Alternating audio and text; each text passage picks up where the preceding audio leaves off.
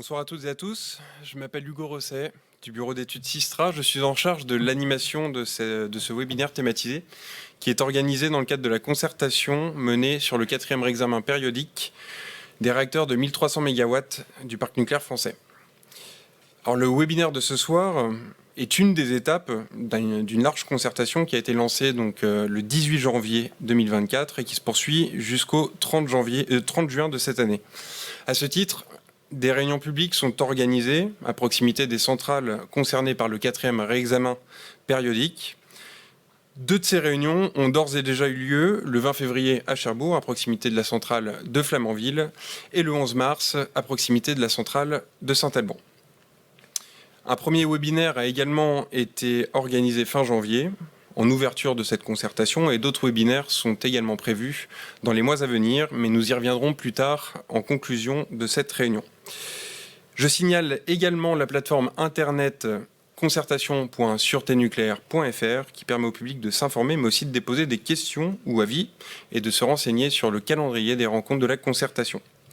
Alors, au programme du webinaire de ce soir, un sujet précis, la prise en compte du vieillissement des installations dans la poursuite de fonctionnement des réacteurs de 1300 MW.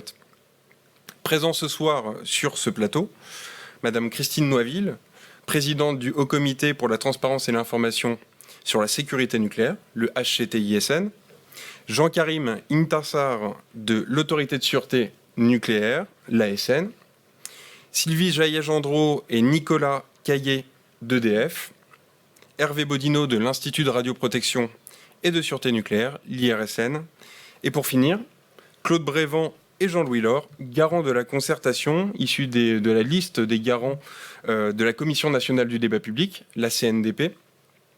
Leur rôle, s'assurer que la concertation se déroule dans les meilleures conditions possibles et qu'elle garantisse le droit à l'information et à l'expression du public.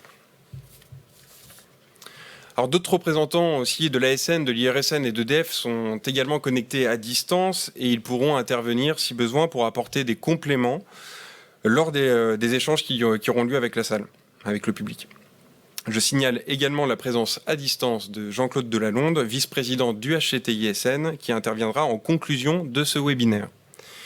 Alors, nous sommes ensemble pour une durée d'1 heure et demie, avec au programme un court temps de présentation par l'ASN, l'IRSN, EDF, de la prise en compte du vieillissement des installations dans la poursuite de fonctionnement des réacteurs de 1300 MW après leurs 40 ans. Nous ouvrirons ensuite un large temps d'échange avec le public connecté à ce webinaire pour vous permettre de poser vos questions, de faire part de remarques, de suggestions et en lien avec la thématique de ce soir. Alors, pour respecter le timing de ce webinaire et permettre au plus grand nombre de s'exprimer, j'inviterai l'ensemble des intervenants et du public connecté à être concis et direct dans leurs interventions, et je serai pour ma part le gardien du temps. Alors, avant de donner la parole à Christine Noiville, présidente du HCTISN, pour poursuivre cette introduction, je signale que ce webinaire est enregistré et qu'il sera mis en ligne sur la plateforme internet concertation.sureténucléaire.fr et qu'un compte-rendu sera également rédigé sur la base de cet enregistrement, puis mis en ligne également. Le chat de ce webinaire, qui apparaît sur vos écrans respectifs, est d'ores et déjà ouvert. Alors, il vous permet de poser des questions, de faire part d'avis, de remarques ou de suggestions. Et le contenu de ce chat sera versé au compte-rendu de ce webinaire. Alors, n'hésitez donc pas à vous saisir de ce canal d'expression pour pouvoir vous exprimer. Madame Noiville, la parole est à vous.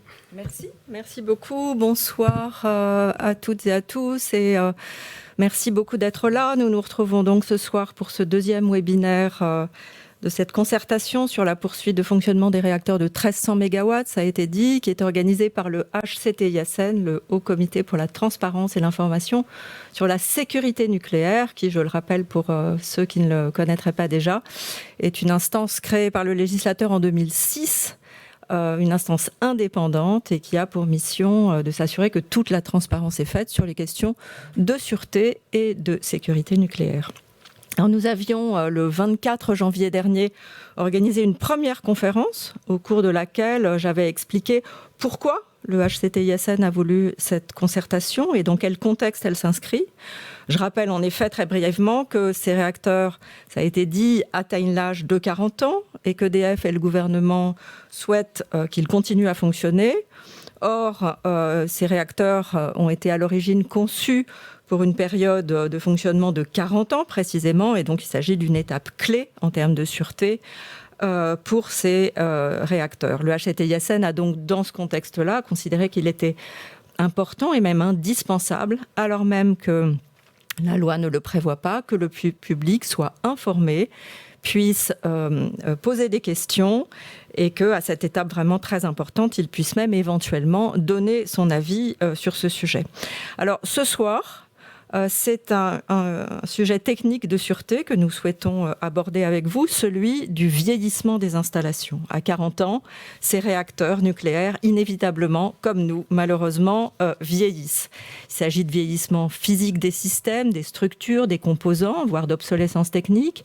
Il peut s'agir aussi d'anomalies. Vous avez entendu parler probablement du phénomène de corrosion sous contrainte qui a été découvert il y a quelque temps par EDF, notamment sur certains réacteurs de 1300 MW et qui évidemment constitue un sujet de sûreté majeur.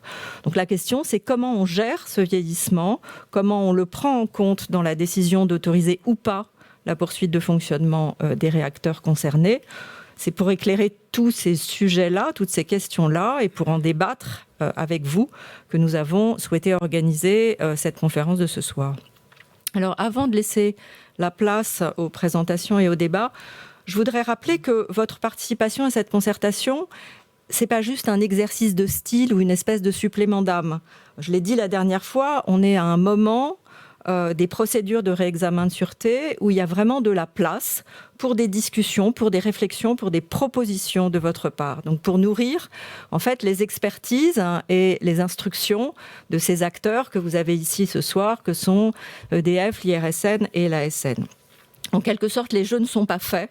Donc n'hésitez pas à interroger, à questionner, à proposer. Et je voudrais rappeler, mais vous le savez déjà puisque ça a été dit, que 2 garants sont là. Qui s'assure précisément de ce que vos questions reçoivent des réponses claires et de ce que le débat de ce soir est sincère. Voilà, je voudrais juste, pour terminer, remercier toutes celles et tous ceux qui sont à la tribune ce soir et qui ont pris sur leur temps personnel pour venir vous informer et répondre à toutes vos questions. Donc vraiment un merci très chaleureux de ma part et je vous souhaite un bon débat. Merci madame. Je vous propose du coup maintenant d'ouvrir directement le temps de présentation qui vous a été donc promis en introduction.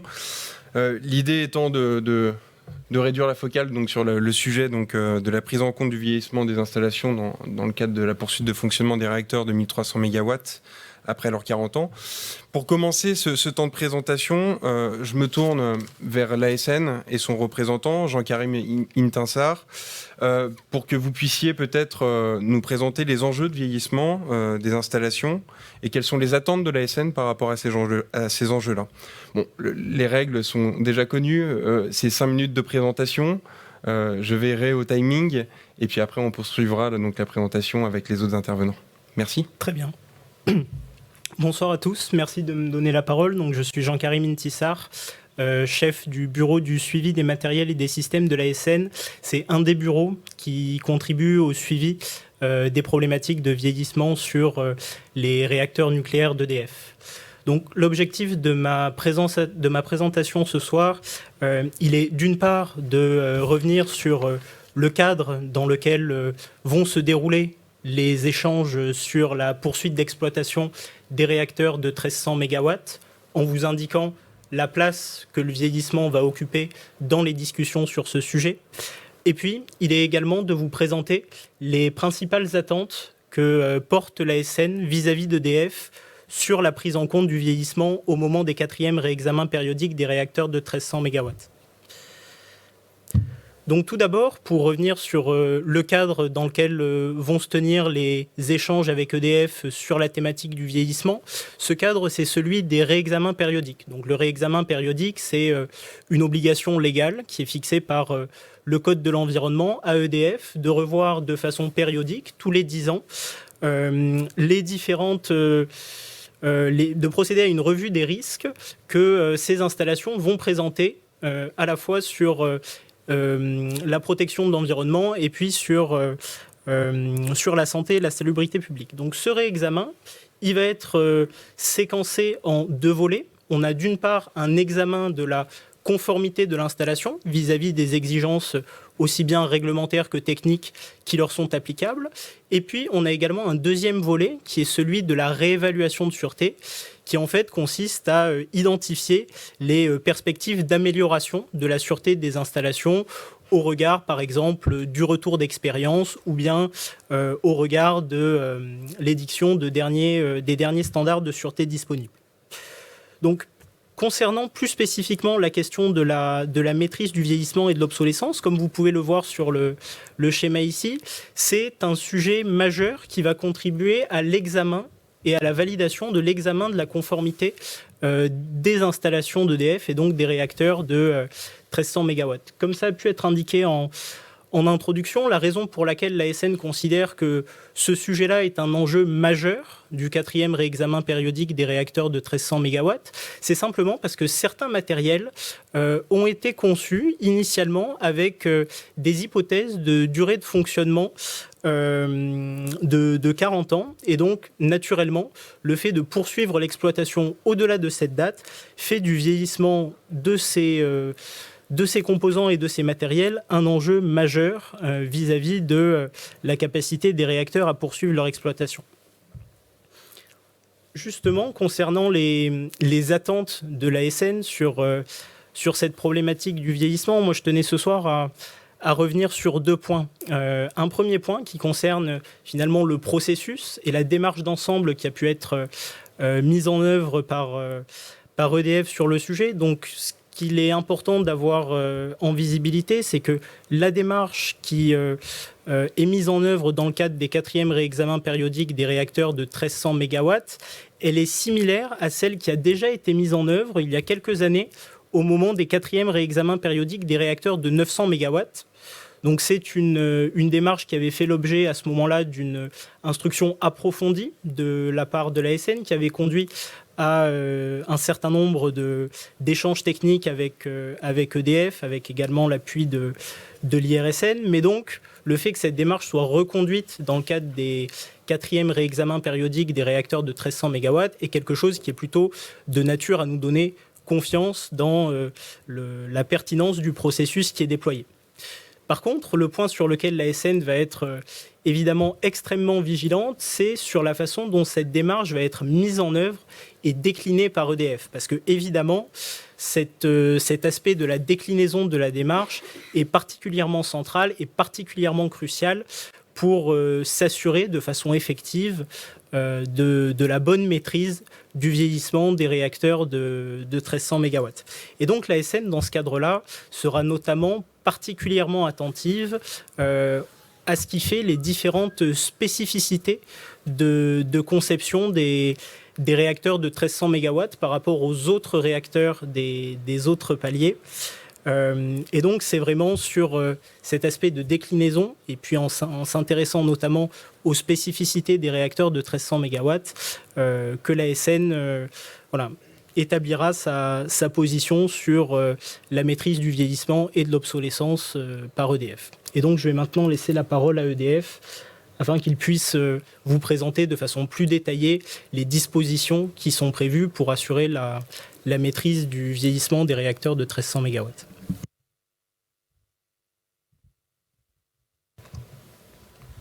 Merci Monsieur Intissard. Donc, je suis Nicolas Caillé, je travaille à la division production nucléaire d'EDF.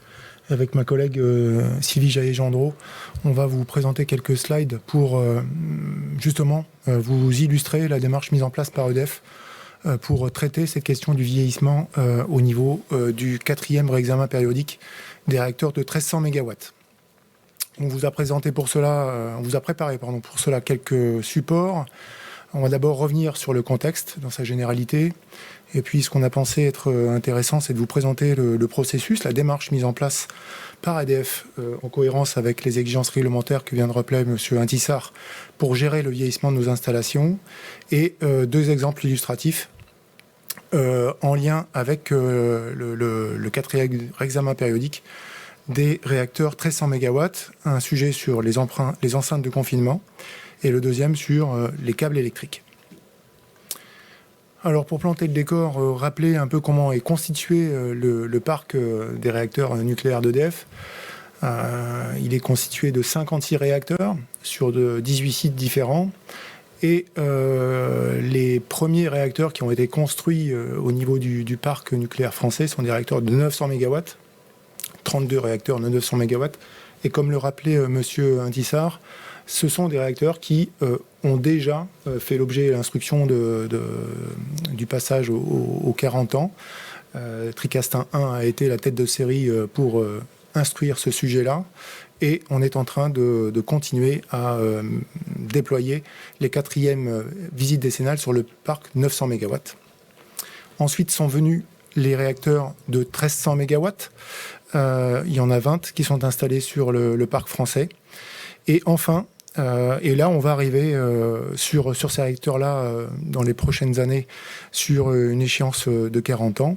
Et on a 4 réacteurs de 1450 MW qui vont arriver, eux, dans leur 3e visite décennale. L'âge moyen des réacteurs du parc français est actuellement de 37 ans. Et on a déjà 17 réacteurs 900 MW qui ont dépassé les 40 ans. Et donc, comme je disais, ont fait l'objet de l'instruction dans le cadre de leur 4e réexamen périodique associé au vieillissement. Et donc, la première échéance pour les réacteurs de 1300 MW arrivera pour leurs 40 ans en 2026. Très bien, je vais prendre le relais donc, pour vous parler du processus de maîtrise du vieillissement à EDF. Donc c'est avant de présenter les 2 exemples concrets qui vous ont été promis. Donc il faut quand même qu'on définisse un petit peu quel processus on applique voilà, pour se situer. Donc le premier point qu'on voulait préciser, c'est que le processus est mature. Il a été mis en place lors des 3e visites décennales et il a été utilisé donc pour la 4e visite décennale des réacteurs du palier 900 MW, comme ça a été dit par l'ASN. L'horizon de 40 ans est particulier. Là aussi, ça a déjà été dit en introduction et par l'ASN parce qu'il correspond à l'hypothèse de conception initiale. Et donc, pour pouvoir dépasser cet horizon, des actions spécifiques ont besoin d'être menées, en particulier sur le vieillissement des matériaux, donc au-delà de 40 ans, et la qualification progressive de matériel pour s'assurer de leur bon fonctionnement. Le processus nécessite tout un panel de compétences et d'activités qui doivent être mobilisées pour sa mise en œuvre, avec l'ambition de se situer au meilleur état de l'art international. Donc, en premier lieu, il y a les activités de R&D qui portent notamment sur le vieillissement des matériaux, avec les modèles de prévision associés, la veille internationale sur les matériaux, mais également sur toute l'exploitation, les événements d'exploitation. On a des activités d'ingénierie qui portent l'analyse du vieillissement des installations en faisant le lien entre les mécanismes de dégradation potentielle et les composants qui pourraient en être affectés. On mène également des études de tenue mécanique et des études de qualification progressive, c'est-à-dire au-delà de 40 ans, des composants électriques. Et enfin, il y a beaucoup d'activités du côté de l'exploitation et de la maintenance, soit dans les services centraux, soit sur les sites de production. Donc avec un programme de suivi en service des matériels, un programme d'inspection complémentaire par sondage, de la maintenance courante et exceptionnelle. Donc par maintenance courante, on entend des petits remplacements, par exemple des remplacements de joints. Et la maintenance exceptionnelle, ça va être le remplacement de gros composants, comme par exemple un générateur de vapeur. Et des activités sur le traitement de l'obsolescence, donc pour s'assurer qu'on aura bien les pièces de rechange nécessaires.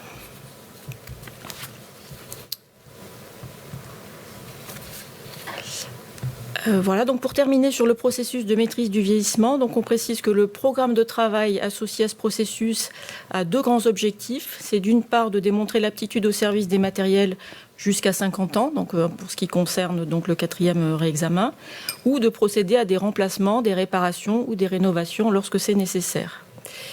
Donc on a choisi 2 exemples pour illustrer l'application de ce processus. Tout d'abord le cas d'un matériel non remplaçable, c'est l'enceinte de confinement qui présente un design spécifique au palier 1300 MW par rapport au palier 900 MW. Et également le cas de matériel remplaçable et on a choisi le cas des câbles électriques.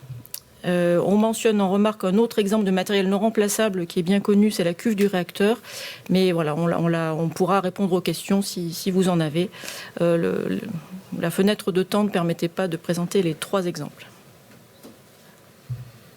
Alors pour illustrer la démarche mise en place au niveau de ce processus de maîtrise de confinement, donc du vieillissement, premier exemple, l'enceinte de confinement. Donc comme le disait Sylvie, l'enceinte de confinement, c'est un matériel qui est irremplaçable. C'est l'enceinte qui se trouve à l'intérieur, qui englobe la chaudière dans le bâtiment réacteur. Pour le palier 1300 MW, cette enceinte est particulière. C'est une enceinte à double paroi. C'est des parois qui sont construites en béton armé. La première paroi qui est à l'intérieur de l'enceinte est vraiment un objectif d'étanchéité pour répondre à une exigence de confinement, exigence de sûreté et de confinement.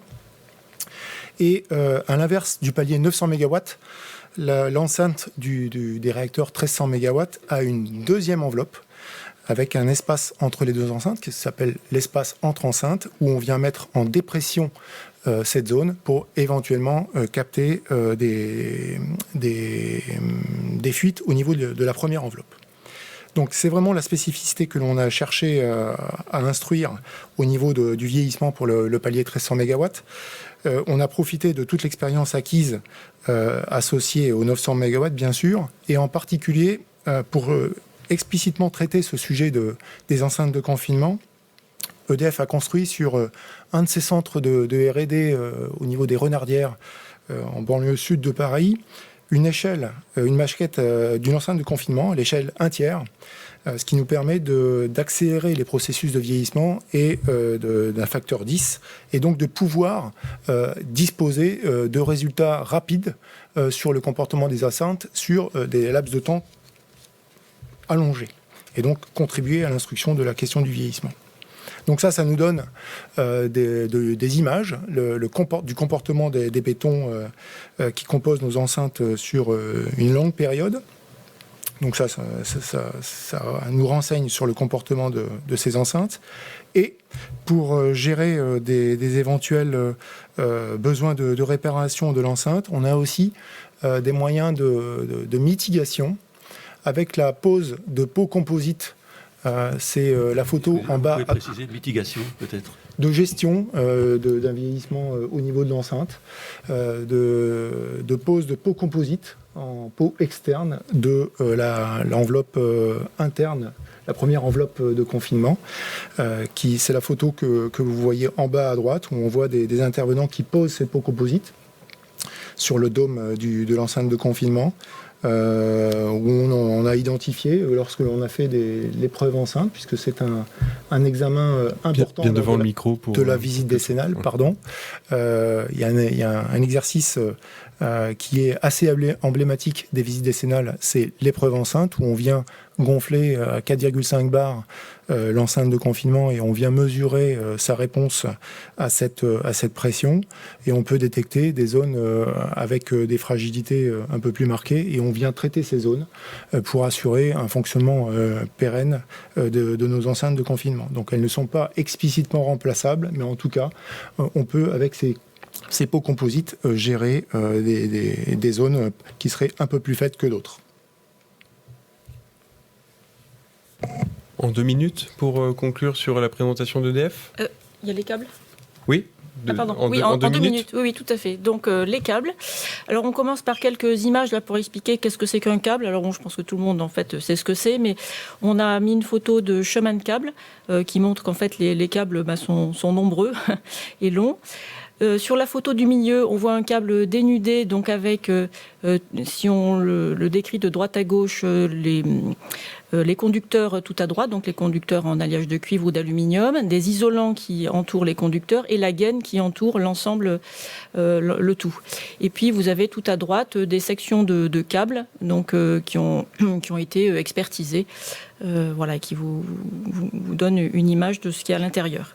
Donc le mécanisme de vieillissement des câbles, c'est l'évolution des propriétés des polymères, gaines et isolants sous l'effet des conditions d'ambiance, température, irradiation, humidité. Donc les conducteurs, en fait, eux, ne subissent pas un vieillissement particulier. Les actions de maîtrise du vieillissement qu'on déroule, eh bien, ce sont des activités de laboratoire avec des vieillissements de matériaux, des expertises, des essais, des modèles, et on mesure donc les propriétés chimiques, électriques, mécaniques. Il y a également du suivi en service avec des examens visuels, des examens non destructifs et des prélèvements pour expertise. Toutes ces données-là, toutes ces informations-là nous permettent de prononcer une qualification progressive au-delà de 40 ans pour garantir le bon fonctionnement des câbles jusqu'à 50 ans au moins. Et si jamais le résultat donc n'est pas probant, eh bien on est amené à remplacer des câbles ou des tronçons de câbles. Et donc pour le 4e visite décennale du palier 1300 MW, il est prévu de remplacer plus de 50 km de câbles par réacteur. Voilà, j'en ai terminé, j'espère dans l'horaire. C'est parfait, merci beaucoup. Je vous propose de conclure cette phase de présentation avec l'IRSN, Hervé Bodino, pour qu'il nous fasse part aussi des enjeux que l'IRSN entrevoit pour la question du vieillissement des installations.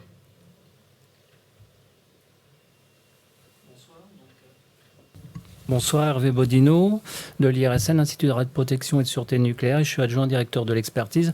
Donc, Monsieur Intissar vous a bien précisé les attentes de l'ASN.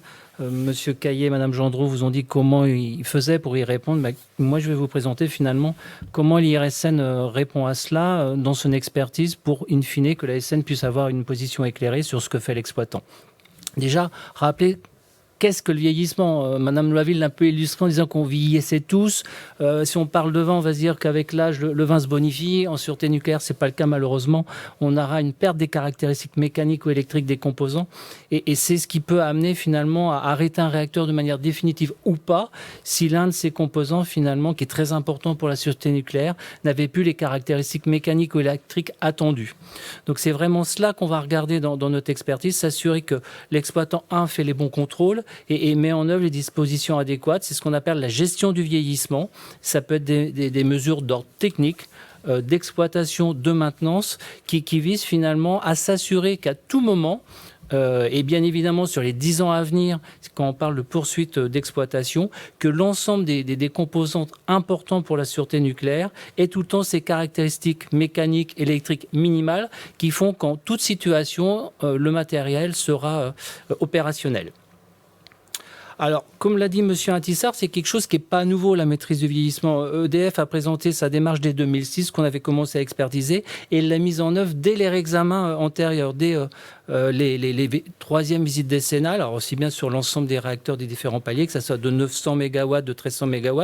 Et on voit que depuis 2006, eh bien, petit à petit, l'exploitant, il a tout le temps eu de cesse deux objectifs, et que nous avons tout le temps été un peu comme le poil à gratter pour lui de s'assurer que ce qu'il faisait était suffisant. C'est d'une part apporter la démonstration de la maîtrise du vieillissement, alors, de l'ensemble des systèmes, quand on parle de systèmes, structures, composants, c'est l'ensemble des équipements qui composent une centrale nucléaire, pour, comme je vous l'ai déjà dit, s'assurer que l'ensemble des équipements, ils sont tout le temps au top.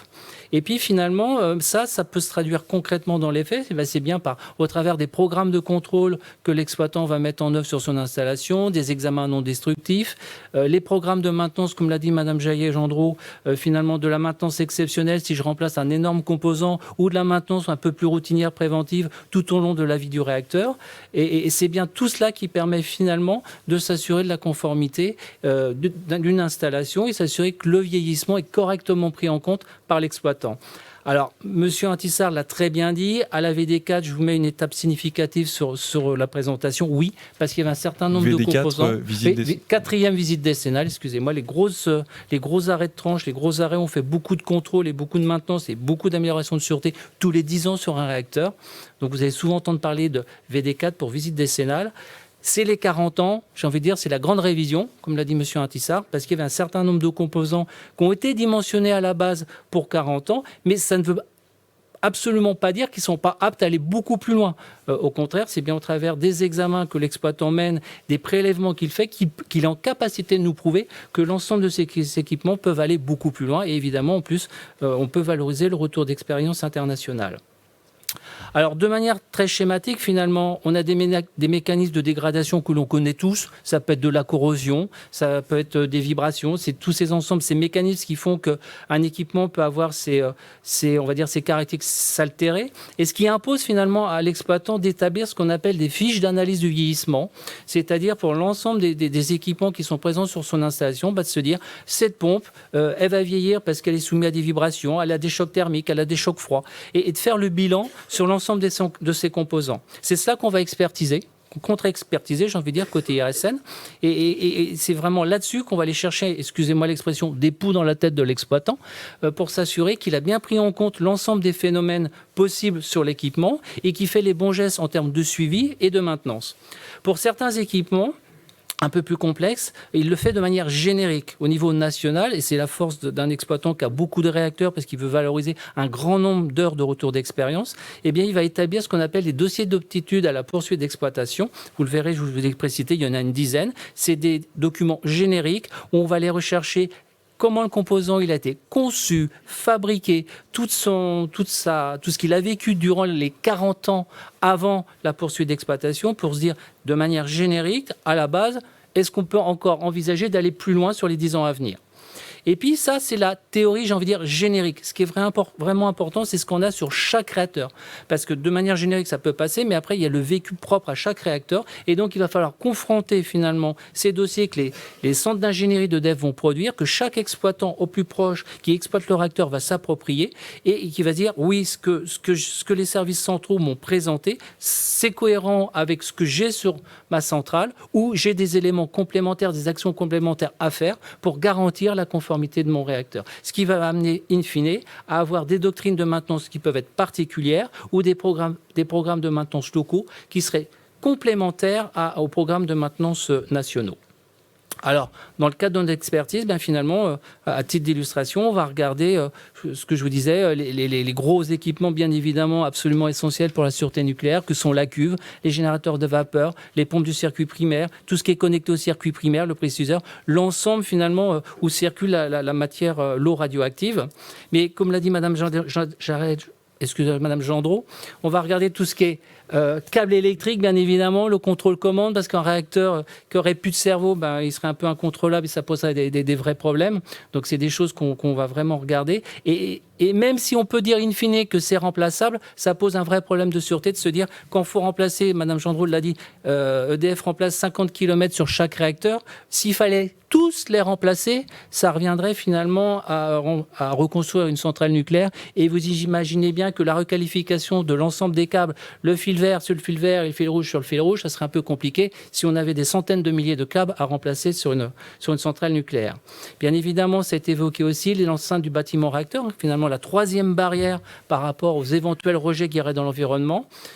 S'assurer que l'enceinte tient et tiendra en toute situation. Donc c'est pour ça que M. Caillé vous a dit qu'il y avait une épreuve qui était faite. Et puis les ouvrages génie civil, en fonction des pathologies que le béton peut avoir, s'assurer que, les contrôles que l'exploitant fait sur chaque réacteur, parce que tous les réacteurs n'ont pas forcément la même nature de béton, et bien ce qui est fait de manière unitaire, l'IRSN va s'assurer que finalement de la suffisance et de la pertinence des contrôles engagés par l'exploitant. Puis bien évidemment, il y a tous les autres équipements qui sont présents sur une centrale que je ne peux citer là. On pourrait parler des groupes électrogènes de secours, s'assurer que finalement ils sont aptes à aller bien au-delà, que la maintenance qui est faite par l'exploitant est suffisante. Donc vous voyez, c'est bien d'une manière générale et globale qu'on appréhende finalement l'expertise sur le vieillissement, parce que c'est absolument central pour un exploitant que d'envisager une poursuite d'exploitation si ça s'était mis en défaut. Voilà, j'en ai terminé. Bien, merci beaucoup pour ces présentations qui ont certainement suscité des questions ou feront l'objet de remarques de la part du public connecté à ce webinaire. Je vous propose par conséquent d'ouvrir ce large temps d'échange avec vous, public. Quelques petites règles à vous présenter au préalable. La priorité sera donnée donc aux questions posées à l'oral. Donc n'hésitez pas à vous saisir de l'icône main pour pouvoir faire part de votre volonté de prendre la parole. Par ailleurs, une équipe présente sur le plateau a un regard très attentif sur les questions et les avis qui sont déposés sur le chat et pourra nous relayer en tribune donc certaines de vos questions pour qu'on puisse en faire le porte-voix. Nous prendrons les questions par série de 2-3 pour ensuite redonner la parole donc, en tribune pour que des réponses y soient apportées. Merci de vous présenter en introduction et de bien penser à activer votre micro et de bien regarder vos paramètres audio.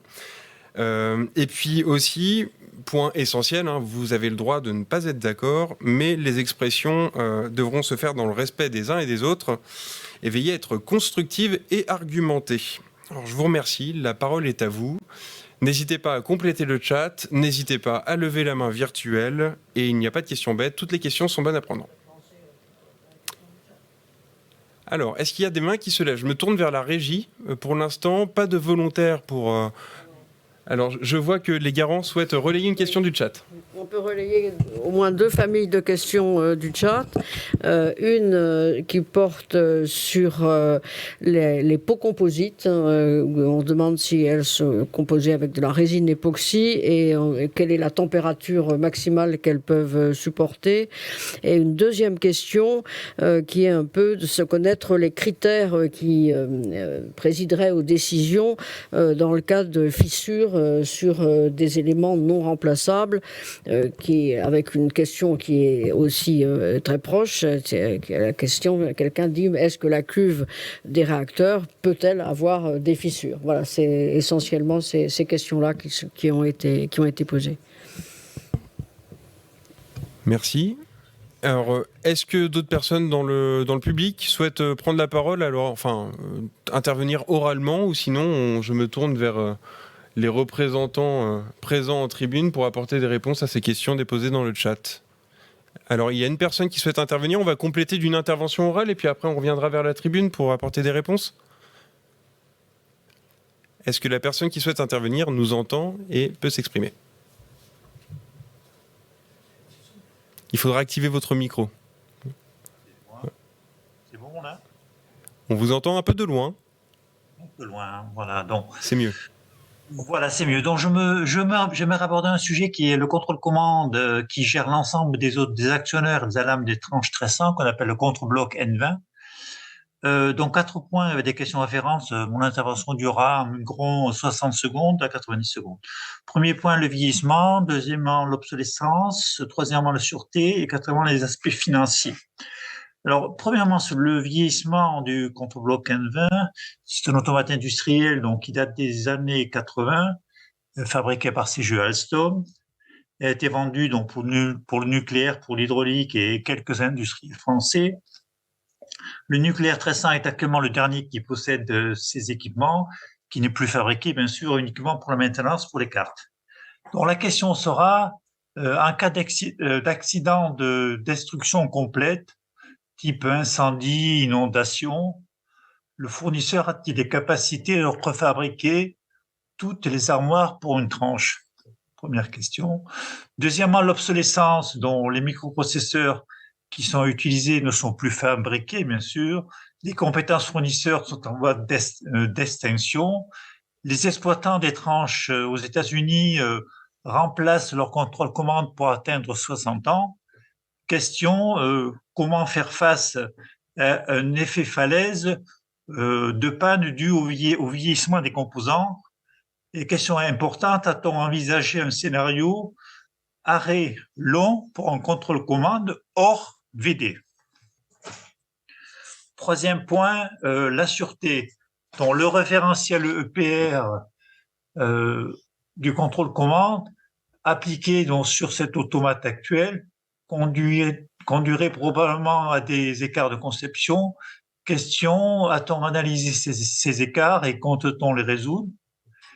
Quatrième point, l'aspect financier, un investissement important en contrôle-commande est difficilement valorisable financièrement lorsque la durée d'amortissement est réduite.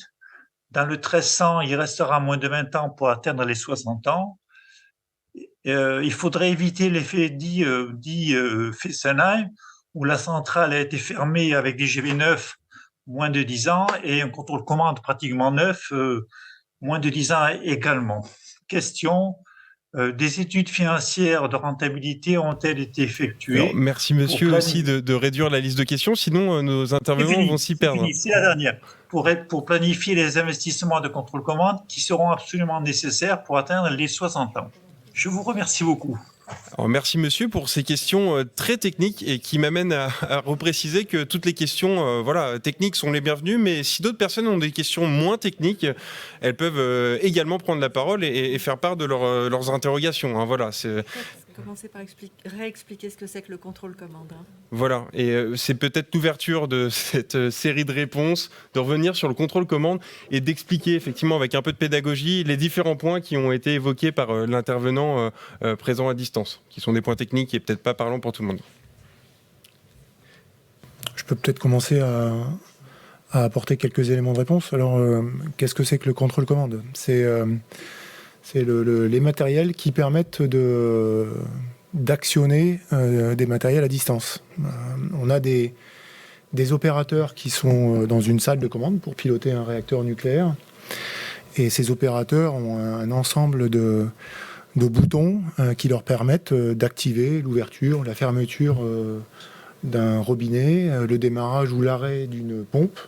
Et ça passe par ce qu'on appelle le contrôle-commande. Donc, c'est ce qui relie l'homme à la machine ultime qui a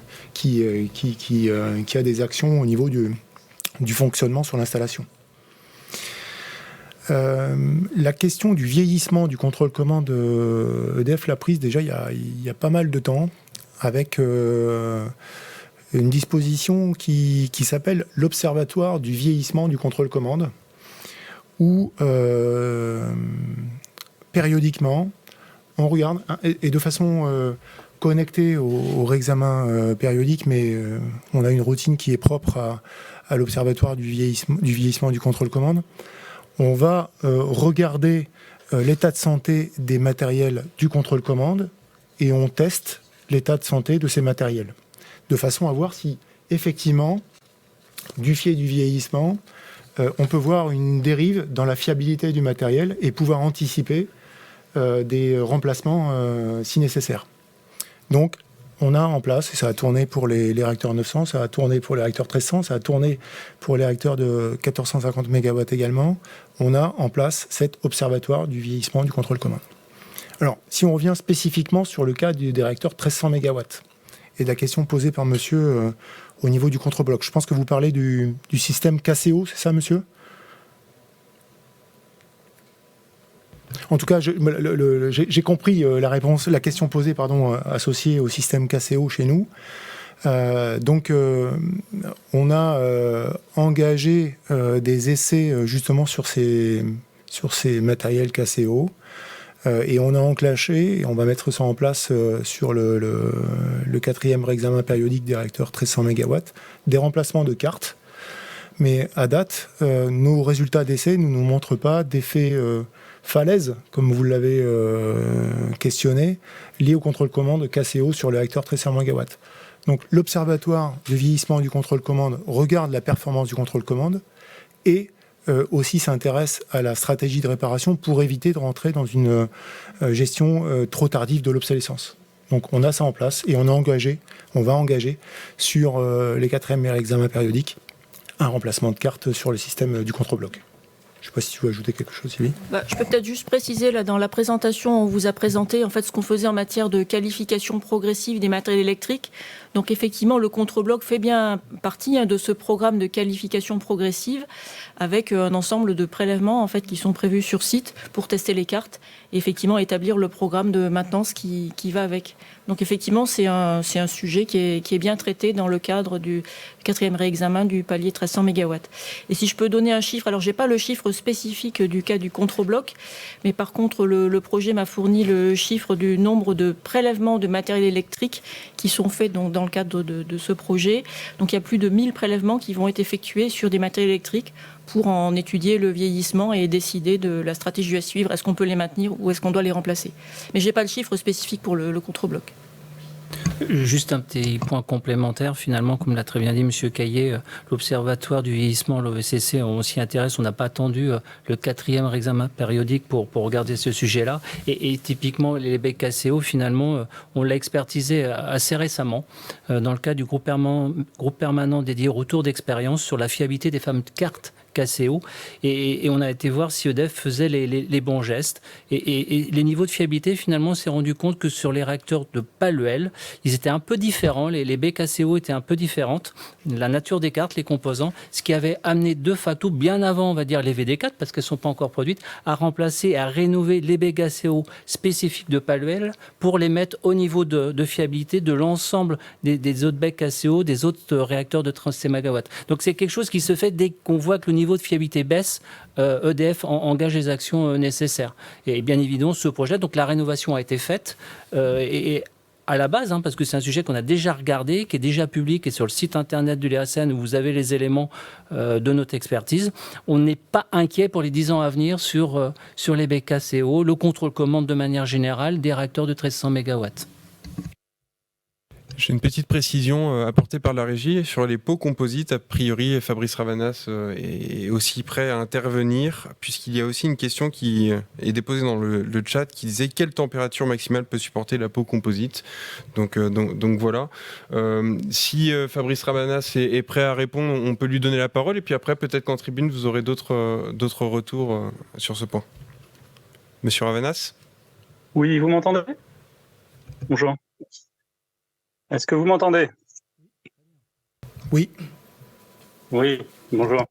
Donc de chez EDF aussi, sur les objectifs du 4e réexamen périodique et sur les pots composites, j'ai vu dans le chat qu'on disait que c'était des résines époxydiques avec de la fibre de verre. Il faut savoir que c'est pas que de la fibre de verre, nous avons aussi des revêtements à base de fibre de carbone, donc des technologies différentes, mais qui toutes répondent à des mêmes exigences de performance. Donc, en termes de performance, bien évidemment, ces pots composites doivent respecter des conditions d'ambiance. On a de l'irradiation dans un bâtiment réacteur, on a de la température, on a de la pression. Mais j'aurais tendance à dire que ces pots composites, elles ont un profil de qualification comme tout autre matériel à l'intérieur du bâtiment réacteur. Nous avons des profils standardisés de qualification. Et ces pots répondent aux mêmes exigences de tenue à ces différentes conditions d'ambiance que d'autres matériels à l'intérieur même du bâtiment réacteur. Donc, pour apprécier ces performances, certes, nous avons des épreuves enceintes tous les 10 ans, et donc nous pressurisons l'enceinte au même niveau que les situations accidentelles, et nous apprécions l'étanchéité de l'enceinte à ces niveaux de pression, ce qui nous permet de valider la bonne étanchéité de l'enceinte, mais d'un point de vue on va pas évidemment monter en température l'enceinte du bâtiment réacteur ou mettre de fortes doses d'irradiation. Donc nous avons énormément d'essais aussi en parallèle. Historiquement, on a toujours été à la pointe sur les essais sur ces pots composites. On continue de faire avancer la science sur ces sujets. Il y a peut-être que l'IRSN pourra compléter, mais il y a un programme d'expertise en cours sur la tenue de ces pots en ce moment aussi. Donc le message que je passe, c'est que l'ensemble est complété par des essais R&D. Quant à la question de savoir jusqu'à quelle température ça monte, eh bien ça monte, ça résiste au même niveau de température que tout autre matériel qualifié à l'intérieur du bâtiment réacteur. Donc dans les profils classiques de qualification, on tourne aux alentours des 150 à 160 degrés. Et ça, c'est apprécié, comme je le disais, par des essais. L'IRSN, peut-être un complément ? Oui, pour compléter ce que vient de dire M. Ravanas, ce qui est vraiment important, finalement, c'est pas le fonctionnement normal d'un réacteur, parce que finalement, l'étanchéité, l'épreuve à laquelle on gonfle l'enceinte permettrait de vérifier qu'on a un bon taux de fuite, qu'il est le plus faible possible. Ce qui est vraiment important, c'est de savoir si ces pots composites tiendraient en accident grave. Par accident grave, j'entends quoi ? C'est-à-dire la fusion du combustible qui se répand dans le bâtiment réacteur avec une forte irradiation et des fortes températures, une forte hydrométrie. Donc, c'est pour ça qu'il faut engager finalement des programmes de R&D pour s'assurer que la qualification, c'est pour ça qu'on emploie ce terme de qualification, c'est que dans le pire des cas, finalement, il ne faudrait pas que les composites tombent comme qu'elles se décrochent et qu'elles tombent et qu'elles jouent plus leur rôle. Donc c'est bien pour ça qu'il y a deux types de pots composites. Il y a celles qui sont déjà tartinées à l'intérieur de la première paroi, mais également celles qui sont à l'extérieur de la paroi. Et on comprend bien que finalement, en termes d'irradiation, de tenue à la pression, à la chaleur, elles ne vont pas avoir le même profil, elles ne vont pas avoir les mêmes choses. Donc, l'exploitant, et ça lui appartient, il est absolument essentiel qu'il fasse de l'R&D, qu'il soit en capacité de nous mettre sur la table un dossier. Voilà tous les essais que j'ai faits. Je suis capable de vous démontrer que les pots composites que j'ai mis sur mes réacteurs feront que dans le pire des cas, même si j'avais un Fukushima dans mon bâtiment réacteur, eh bien, j'ai pas de souci, il n'y aura pas de rejet, mon enceinte sera tout le temps étanche. Et bien, de notre côté, côté IRSN, nous faisons les mêmes démarches en termes de R&D, et ça, c'est de la R&D qui se fait sur notre site de Cadarache, où on va les irradier des pots composites, on va les faire vieillir thermiquement, mettre de forte irradiation, une forte chaleur, une forte hydrométrie, pour essayer de simuler finalement l'accident grave et puis de challenger, savoir si finalement ce que EDF nous met sur la table, ça tient la route scientifiquement ou pas. Et donc, comme l'a dit M. Ravana, il y a des expertises qui sont en cours. On challenge EDF sur ses programmes de recherche, on confronte les résultats pour est-ce que ça converge ou pas. Voilà.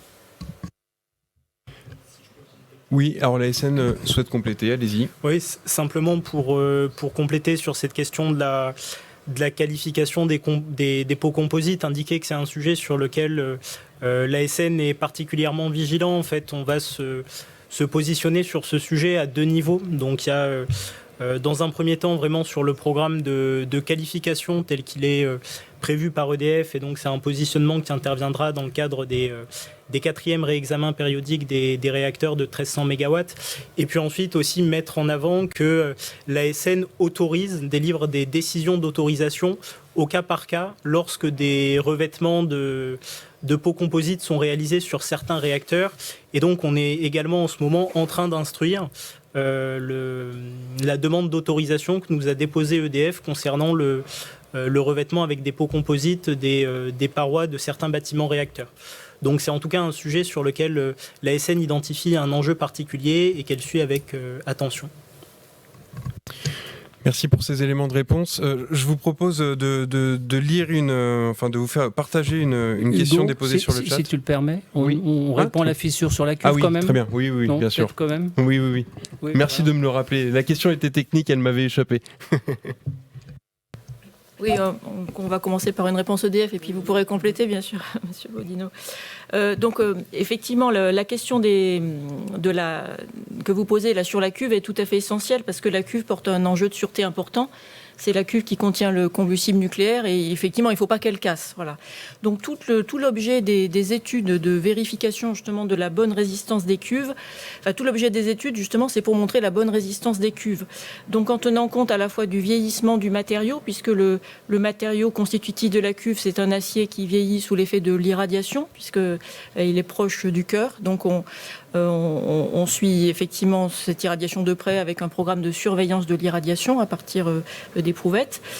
Dans les études, on postule des défauts, justement, des défauts partout dans la cuve, enfin un défaut, mais qu'on vérifie qu'on le positionne à tous les endroits, y compris à l'endroit le plus sollicité. Donc ce sont des défauts sous revêtement. Et enfin, dans les études, on prend en compte également un chargement important, puisqu'on prend en compte un chargement accidentel, donc d'injection d'eau froide en cas d'incident. Voilà. Donc avec tous ces ingrédients-là, on mène des calculs et on vérifie en fait que ces défauts ne vont pas amorcer en cas justement de ce choc thermique. Donc on a un critère de non-amorçage avec des coefficients de sécurité. Donc c'est vraiment bien tout l'enjeu de ces dossiers cuves, de vérifier que la cuve va rester intègre.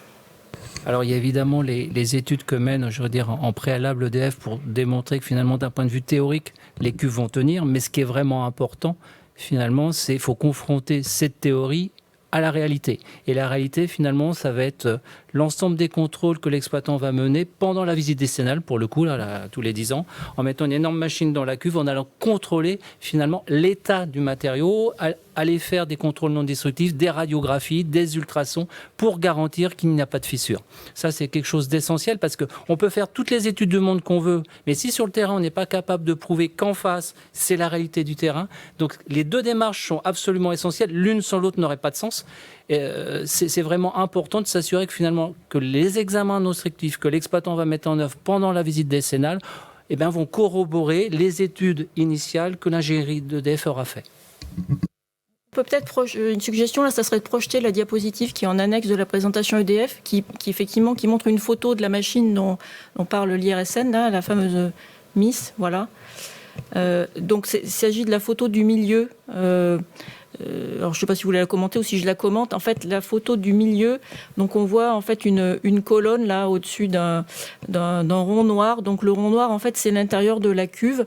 On a enlevé le couvercle et donc on vient positionner cette machine qui est constituée là de cette colonne et puis d'un tripode qui est posé donc en haut de la cuve.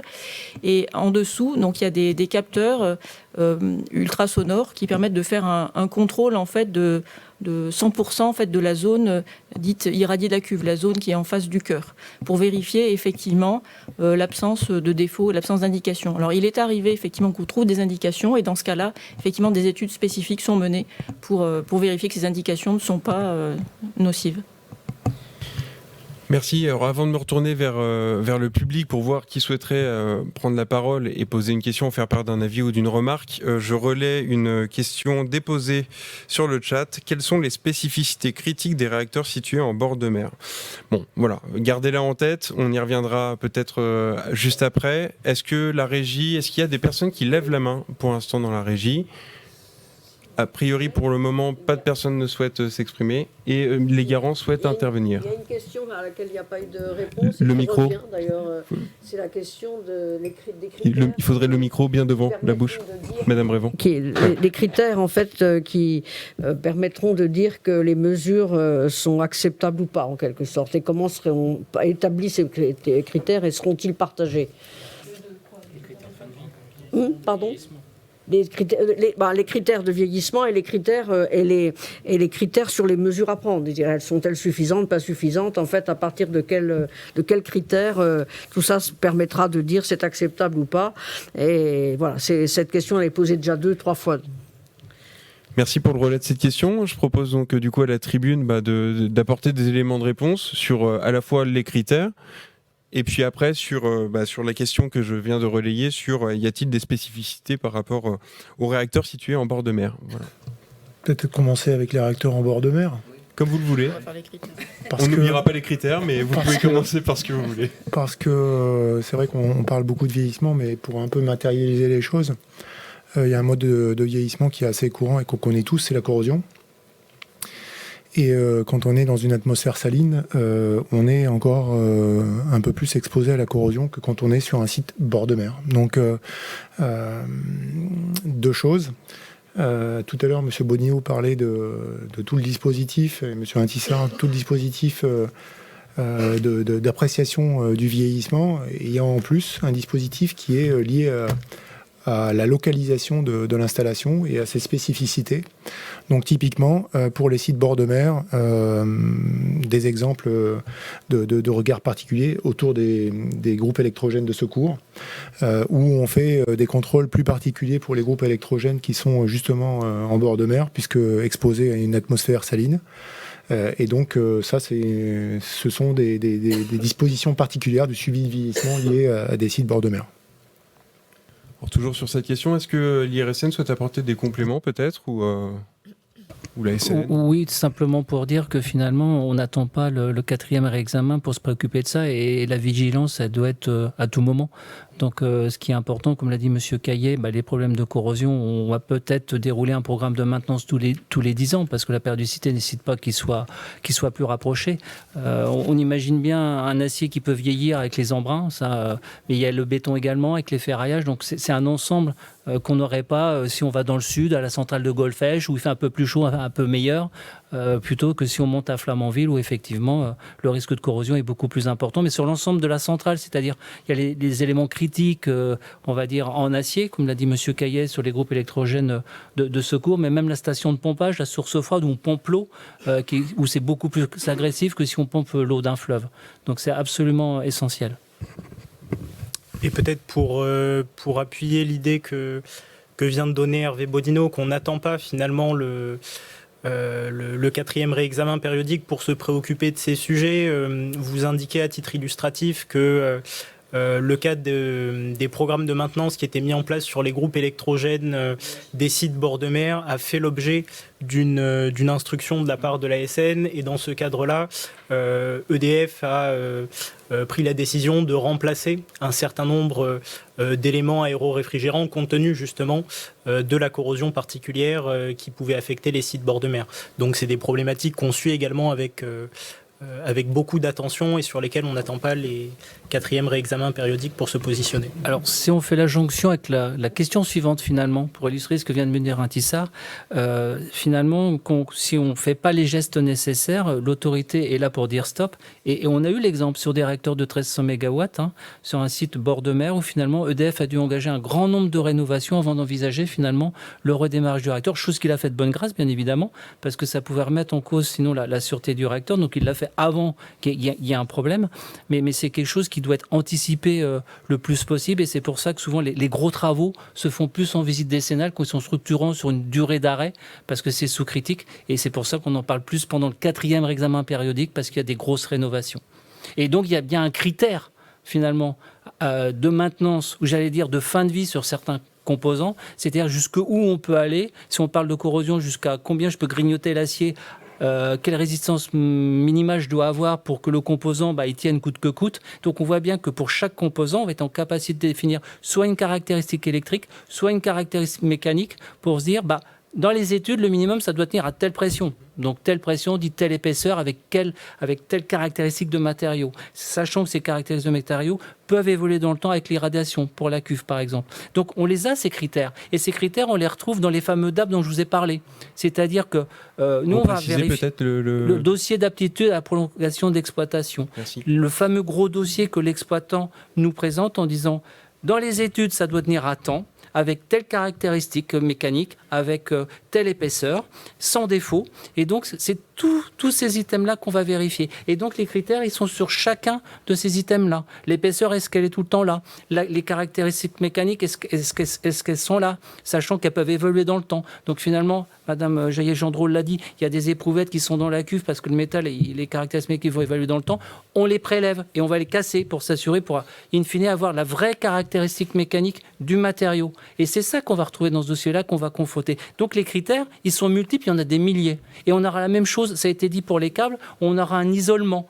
Les câbles, il doit être isolé. Si on perd l'isolement, ça pose un souci. Donc, ils sont multiples. Et ça, c'est notre boulot de vérifier qu'un EDF a défini un bon critère, qu'il est pertinent, et puis qu'au travers des contrôles qu'il fait, il s'assure qu'il est satisfait, ces critères. Un complément de l'ASN peut-être aussi sur la façon de définir les critères ? J'ai le sentiment que dans la question qui était posée à 2 reprises sur le chat, en fait, on pose la question de savoir si c'était des critères absolus ou s'il y avait une marge d'appréciation, si on pouvait...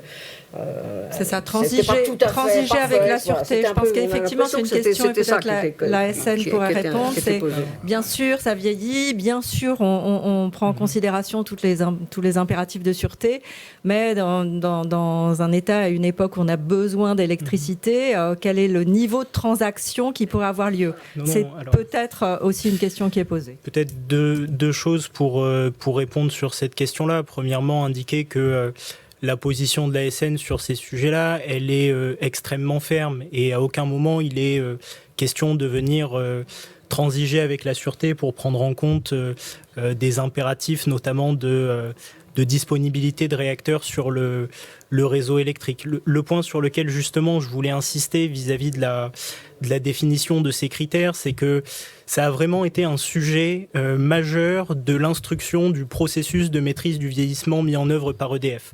Donc c'est un sujet sur lequel il y a eu beaucoup d'échanges au moment de l'instruction que je mentionnais pendant ma présentation, qui a été faite dans le cadre des 4e réexamens périodiques des réacteurs de 900 MW sur le processus de maîtrise du vieillissement qui était mis en place par EDF, où justement dans le cadre de l'instruction, on a clairement explicité le besoin et la nécessité que dans les fiches d'analyse du vieillissement et puis dans les dossiers d'aptitude à la poursuite de l'exploitation, des critères objectifs et objectivables puissent être proposés par l'exploitant et qu'il était nécessaire de se tenir au respect de ces critères-là. Et ça, c'est quelque chose qu'on va suivre également au cas par cas. Alors, d'une part, avec les différentes expertises que l'IRSN peut réaliser sur ce sujet-là. D'autre part, également, dans le cadre d'inspections qu'on peut aller réaliser sur les sites ou auprès des services centraux d'EDF qui sont chargés de décliner ce processus. Et ça rejoint bien également ce que je vous disais en introduction sur toute la vigilance qui est la nôtre, justement, sur la façon dont EDF met en œuvre son processus de maîtrise du vieillissement pour bien s'assurer que l'ensemble des critères qui doivent être respectés le sont effectivement. Il me semble que EDF souhaitait apporter un court complément pour pouvoir retourner vers les questions. Je voulais juste illustrer un petit peu la démarche opérationnelle parce que effectivement les critères sont définis et ensuite l'exploitant utilise ces critères comme une donnée d'entrée auquel on ne peut pas déroger. Et périodiquement, on fait des inspections sur nos matériels à travers des programmes de base de maintenance préventive. Et pour ne pas être contraint de devoir remplacer à un moment qui industriellement n'est pas opportun, on a une programmation de ces contrôles et de la marge par rapport aux critères pour pouvoir toujours, en les respectant, programmer le remplacement si nécessaire à un moment où, industriellement parlant, on est en capacité de le réaliser. Donc les critères sont intangibles et on fait nos contrôles de façon périodique pour pouvoir les respecter en gestion industrielle. Moi, j'aimerais bien donner 2 exemples. Alors, très rapidement, pour après reprendre d'autres questions, mais allez-y. Oui, en complément, juste 2 exemples, en fait, pour effectivement illustrer le fait que les critères, ils sont prédéfinis et ils sont même officiels. Ils peuvent être officiels dans le rapport de sûreté ou dans les codes de conception et d'exploitation mécanique. Si je prends le critère sur la cuve, la tenue de la cuve, ça, c'est dans le code dit RCC, MRSEM. Ce sont les codes, en fait, qui déclinent la réglementation applicable et qui doit être utilisée par l'ingénierie. Donc là, c'est un critère de tenue mécanique. Après, pour l'enceinte dont a parlé mon collègue, là, un des critères, c'est l'épreuve décennale, la réussite de l'épreuve décennale, et ça, il est inscrit dans le rapport de sûreté. Donc, effectivement, les critères sont quand même bien prédéfinis. Merci pour ce complément. Je me tourne une fois de plus vers la régie pour savoir si quelqu'un souhaite prendre la parole. Si ce n'est pas le cas, nous avons d'autres questions qui ont été déposées sur le chat et je pourrais vous en lire 2 en l'occurrence. Est-ce que des personnes souhaitent prendre la parole ou sinon, je vous fais part de 2 questions qui m'ont été transmises. Non ? Bon, alors, du coup, je me lance. 2 questions plutôt peut-être à destination d'EDF, mais peut-être que des compléments seront apportés par l'ASN et l'IRSN.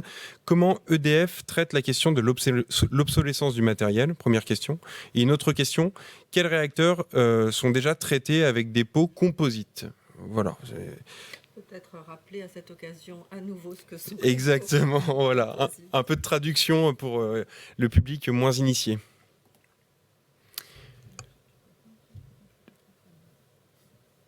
Et vous avez alors voilà, on prendra les réponses après l'intervention de quelqu'un dans le public qui apparemment a levé la main virtuelle. Activez bien votre micro. Voilà, on vous entend. Vous m'entendez ? Parfait. Oui. Tout d'abord, merci beaucoup pour ce webinaire qui est extrêmement instructif pour le béotien que je suis. Et ensuite, j'avais une question d'ordre un peu plus général qui était, on parle de remplacement, de pièces de rechange, etc. À quel point la France est souveraine ou à quel point la France dépend de chaînes d'approvisionnement et de logistique de pays fiables en quelque sens, en ce qui concerne toutes ces pièces de rechange. J'imagine qu'on a des systèmes informatiques, des systèmes électroniques, on a plein d'autres choses qui sont complètement en dehors de mon domaine de compétences, et à quel point on est certain de la pérennité de ces approvisionnements dans les, mettons, 10, 20, 30 ans à venir. Merci. Eh bien, nous avons notre 3e question, du coup. Et je me retourne maintenant vers la tribune. Donc, les 2 premières questions, c'était comment traite-t-on l'obsolescence du matériel ? Voilà. La deuxième, c'était quel réacteur déjà traité avec des pots composites, en expliquant ce que c'est que la peau composite. Et puis là, on était sur justement le remplacement de matériel, quid de la souveraineté de la France. Ce que je peux essayer de faire, c'est grouper la question obsolescence et souveraineté. Comme vous le souhaitez. Et peut-être faire appel à Fabrice Ravanas pour la partie POCO, composite et savoir quels sont les réacteurs qui sont effectivement traités. Pourquoi je lis la question de l'obsolescence et la question de la souveraineté ? Parce que l'obsolescence, il y a un processus de vieillissement et derrière une capacité à refabriquer le matériel, soit à l'identique ou à en changer. Donc les sujets sont vraiment intimement liés. Et tout à l'heure, pour illustrer, on parlait de l'Observatoire du vieillissement et du contrôle commande.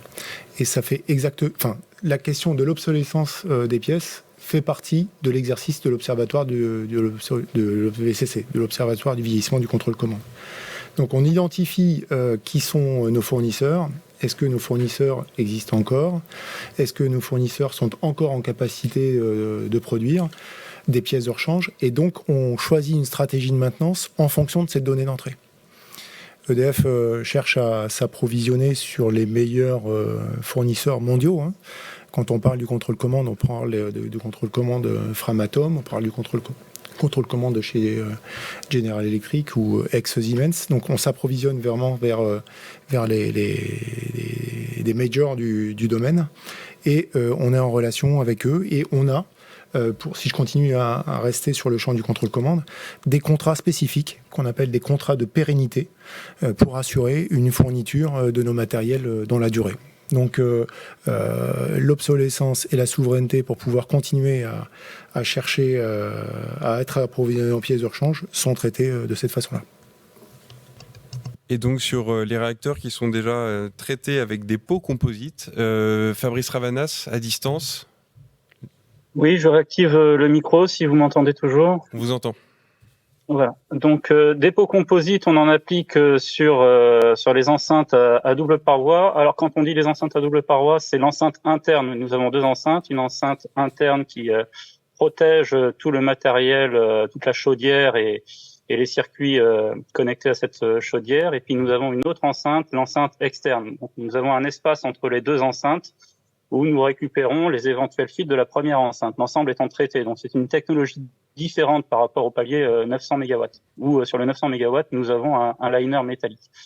Donc par rapport aux pots composites, rappelons déjà que ce sont des solutions de réparation. Un béton, ça, comme n'importe quel autre matériel, ça peut vieillir, ça peut vivre des micro-fissures. Et donc nous avons des solutions de réparation. Surtout, ce que nous attendons de nos enceintes, c'est évidemment qu'elles restent étanches, et évidemment aussi qu'elles restent élastiques. C'est-à-dire, lorsque nous faisons nos épreuves enceintes tous les 10 ans, nous les mettons en pression. Et ce qui est très important, c'est qu'à la fin de cette épreuve enceinte, eh bien, ces enceintes retrouvent leur état initial. Qu'elles soient pas rentrées j'utilisais un mot un peu compliqué, qu'elles soient pas rentrées dans leur domaine de plasticité, qu'elles restent tout à fait élastiques. C'est-à-dire, vous tirez sur un élastique et il revient à sa position initiale. C'est la même chose pour les enceintes. Mais alors, ça, c'est un point fondamental. Elles restent dans leur domaine d'élasticité, mais quand bien même elles restent dans leur domaine d'élasticité, on peut avoir quelques pathologies qui apparaissent. Et donc, en termes de solutions de réparation, donc ces pathologies peuvent favoriser des chemins de fuite. Et donc, nous les traitons avec des pots composites, comme on le disait tout à l'heure, à base de résine époxydique et différents types de fibres. Et on a pu appliquer historiquement sur ces 30 dernières années, 20 ou 30 dernières années, un certain nombre de surfaces, quelques surfaces de pots composites qui peuvent varier. La surface est différente sur tous les réacteurs, mais on a de la présence de pots composites sur tous les réacteurs 1300 MW, ainsi que sur le N4 aussi. Je ne sais pas si j'ai été clair dans la réponse. Merci. Sur l'obsolescence, est-ce qu'il y aurait peut-être des compléments de la part de l'IRSN? Oui, juste un complément, parce que M. Caillet était très clair. Faut pas croire que les réacteurs qui atteignent les 40 ans, c'est là où on a plus les problèmes d'obsolescence. L'obsolescence, on l'a plus maintenant avec les matériels électroniques de dernière génération. On se rend bien compte, il suffit de regarder son smartphone, tous les 2 ans on nous le fait changer parce qu'on nous dit qu'il est obsolète. Et l'électronique va très vite. Sur les réacteurs, les technologies des réacteurs de 900 et de 1300 MW, finalement, il y a des chaînes de composants qui, comme l'a dit M. Caillet, qui continuent, qui sont préservés chez les fournisseurs, parce qu'on est sur de la technologie parfois plus simple, et beaucoup plus simple que sur les réacteurs de dernière génération, où il sera plus compliqué finalement de rénover et de gérer l'obsolescence, parce que ça se fabrique vraiment plus, et les composants qu'on a sur les réacteurs de 900 et 1300 MW, c'est plus simple. On parle d'un relais électromagnétique, c'est beaucoup plus simple à fabriquer que des cartes électroniques et toutes des baies. Vous voyez, donc à un moment, j'aimerais rassurer un peu les gens en disant que l'obsolescence sur le réacteur de 900 et 1300 MW, eh ben, ça sera beaucoup plus facile à gérer, je pense, en partie, même si, comme il avait été dit au tout début du webinaire, à un moment, il y aura certainement un palier, une décision à prendre pour l'exploitant. Est-ce que je rénove tout ou pas pour passer au numérique? Ça s'est déjà fait au niveau mondial. Mais l'obsolescence, elle est bien gérée pour le moment. Et tant que le niveau de fiabilité, il est bon, on n'a rien à dire. Merci. La régie me fait signe ou pas signe au final. Est-ce que d'autres personnes souhaitent prendre la parole? Et sinon, je me tourne vers mes collègues qui suivent le chat donc en régie pour savoir s'il y a d'autres questions à me faire parvenir. Et les garants, si vous envoyez, n'hésitez pas aussi à prendre la parole. Alors, il y a une personne qui souhaite intervenir, prendre le micro. Bon, voilà, hésitez, voilà, activez bien votre micro et la parole est à vous. Et puis après, je regarderai ce qu'il y a du côté du chat. Merci. Oui, bonsoir. Il y avait Monsieur Terraché de Sortir du nucléaire qui a expliqué que les pots composites n'étaient pas garantis par le fabricant au-delà des 40 degrés Celsius, alors que l'IRSN vient de dire 150 degrés. Je fais toute ma confiance en l'IRSN s'il dit 150 degrés. Je pense que le monsieur s'est peut-être trompé avec les conditions d'application, conservation de ces résines. Donc, juste si on pouvait vérifier, infirmer ou confirmer ces propos, mais je suis plus que sceptique sur le sujet. Une réaction à chaud ? Je pense que, j'ai pas parlé de 150 degrés, les 150 degrés, ils ont été mis dans le chat, mais je pense que ça fait référence finalement aux essais de R&D qui sont faits par les équipes de chercheurs de l'IRSN, où finalement on va monter à des températures extrêmes, finalement, on simule finalement ce qui est en accident grave, en espérant que ça se produise jamais sur le réacteur. Le but du jeu, c'est pas de tester une peau composite finalement à température ambiante ou à 40-50 degrés, ça on connaît le résultat, ça va tenir. Le but du jeu, c'est bien de voir les pertes de caractéristiques mécaniques de ces peaux composites à très haute température. Et bien évidemment, et ça appartient à l'exploitant quand il achète finalement, quand il qualifie une peau composite, de s'assurer que les performances qu'on attend, elles vont bien au-delà que des caractéristiques qui sont garanties par un fournisseur en fonctionnement normal. Là, on garantit, on qualifie pour de l'accident grave. Donc on monte à des températures beaucoup plus élevées et c'est bien pour ça qu'il faut faire de la R&D. Donc on est bien d'accord que 40 degrés, c'est largement... Ah oui, ça ira beaucoup plus... Mais de toute façon, un réacteur, vous savez, intérieur BR, on est au-dessus des 40 degrés dans le bâtiment réacteur. Il fait bon en fonctionnement. Voilà, oui, j'ai vécu. C'est pour ça. Donc, les 40 degrés, oui, un fournisseur va vous garantir 40 degrés. Mais ce que EDF nous met sur la table, c'est des essais de R&D qui vont bien au-delà. Et heureusement. Merci. Sur ce sujet-là, peut-être que Fabrice Ravanas d'EDF souhaite apporter des compléments. Non, je partage tout à fait ce que vient de dire Monsieur Bodino. Donc, on a des conditions normales de fonctionnement de nos réacteurs et puis aussi des critères à respecter dans l'application de ces pots. Certes, on peut avoir des températures vues par ces pots une fois posées, une fois séchées, mais lorsque nous déroulons ce type de chantier, nous avons énormément de critères à respecter et de température et d'hygrométrie. Enfin, je vous passe tous les détails. C'est suivi de très près. Une fois posée, elle sèche effectivement, le réacteur diverge, on est en conditions normales de fonctionnement. Et lorsque nous étudions dans nos centres d'ingénierie le comportement de ces pots dans d'éventuelles situations accidentelles, nous considérons des champs de température, pression et irradiation qui vont bien au-delà à des niveaux bien supérieurs à tout ce qu'on pourrait imaginer, ce que disait Monsieur Bodino. Donc tout ça relève de la R&D. Merci. Alors je vois la régie qui me faisait des signes. Ce que je comprends, c'est que finalement quelqu'un souhaite intervenir. Donc ouvrez bien votre micro et la parole est à vous. Alors, a priori, peut-être que la personne ne souhaite plus intervenir, ou en tout cas, essayez en réouvrant votre micro, ça marchera peut-être tout à l'heure. Et alors, j'en profite de ce petit temps de latence pour faire part d'une demande de clarification de quelqu'un sur le chat. Tout à l'heure, un terme a été employé quand on parlait donc, des spécificités des centrales en bord de mer, le terme de fluage. Alors, peut-être revenir sur ce terme-là et l'expliciter. Voilà. Qui souhaite apporter la définition sur les cuves. Sur les cuves, désolé. Le fluage. Voilà, quelqu'un a relevé ça apparemment dans le chat. Oui, le fluage, on peut définir le fluage, effectivement, voilà. Si vous le souhaitez, oui. Donc le mécanisme de fluage, c'est quand vous appliquez un effort sur un matériau et qui va se déformer sous cet effort constant. Donc, si par exemple vous prenez une éprouvette et vous mettez des poids, petit à petit, même si c'est un matériau en acier, il peut être amené à fluer. Après, ça dépend du type de matériau. Il y a des matériaux qui vont être plus ou moins sensibles au fluage. C'est, en termes savants, c'est le comportement visco-élastique ou visco-plastique d'un matériau. Et donc le fluage, en fait, alors la cuve n'est pas soumise au mécanisme de fluage. Il n'y a pas de fluage de la cuve, la température est trop basse. La température de fonctionnement, c'est autour de 300 degrés et l'acier de cuve ne flue pas à 300 degrés. Il est soumis, par contre, au mécanisme de vieillissement sous irradiation. Voilà. Par contre, il peut y avoir du fluage dans des internes de cuve ou en fait, sur les enceintes. Les enceintes en béton, finalement, ont un mécanisme de fluage du fait du séchage. Le béton est très épais. Et donc, il sèche pendant très longtemps. Il sèche pendant des dizaines d'années. Et quand il sèche, ça fait l'équivalent. Il se déforme et c'est l'équivalent d'un fluage. Donc voilà, tout dépend effectivement quel matériel on regarde. Tous les matériels ne sont pas soumis à ce mécanisme de fluage. La régie me faisait signe que Marc Petit de l'IRSN souhaitait prendre la parole. Alors a priori non, c'était un complément à un instant T, mais cet instant T est passé. Merci pour ces clarifications sur ce terme de fluage.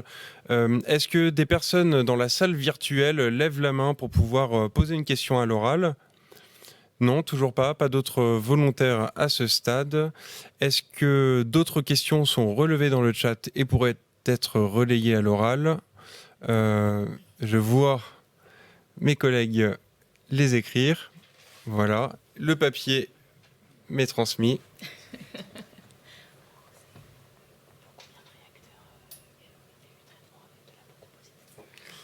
Ah oui, bon, on revient sur une question voilà, où on veut du chiffre au final. C'est pour combien de réacteurs y a-t-il eu de la peau composite ? Voilà, un chiffre. C'est tous les réacteurs, donc 24. Donc 20 réacteurs 1300. Je vous laisse prendre le micro juste pour le dire directement. Ouais, effectivement, c'est ce que disait Fabrice tout à l'heure, Fabrice Rabanaz d'EDF, c'est qu'on était amené à poser des pots composites, alors dans des surfaces plus ou moins différentes, mais sur les réacteurs du 1300 MW, donc les vingtaines de réacteurs du 1300. Mais merci. On s'approche petit à petit de la fin de ce webinaire. Encore 10 minutes, donc ce qui laissera le temps peut-être de reprendre encore une ou deux autres questions. Je vois que Madame Nouaville souhaitait poser une question, donc je lui tends directement le micro. Merci beaucoup. Donc, merci beaucoup pour vos présentations. On a compris que vous, exploitants IRSN, ASN, vous alliez regarder, vous étiez déjà en train de regarder avec tout le sérieux nécessaire, tout ce qui est susceptible de détériorer les performances des matériels. Donc, vous challengez les matériels, je reprends vos expressions, vous irradiez les pots composites, vous faites des études sur la bonne résistance des cuves et bien d'autres choses encore.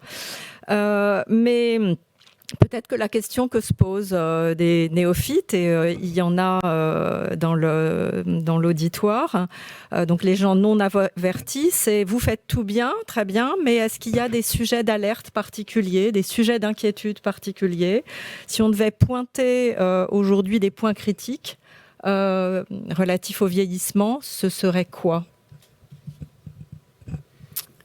Grosso modo, est-ce que tout va bien ? Et qu'au bout de 40 ans, on peut continuer à fonctionner parce que ça n'a pas finalement autant vieilli qu'on pourrait s'en inquiéter, ou bien est-ce qu'il y a vraiment des points d'alerte ? Et si oui, lesquels ? Alors pour vous donner le temps de réfléchir, je regarde juste et je m'assure juste qu'il n'y ait pas d'autres personnes qui souhaitent prendre la parole dans le public. A priori non, et peut-être voir s'il y a d'autres questions après déposées dans le chat. On verra si on en prend encore quelques-unes, si certaines n'ont pas été relayées. Donc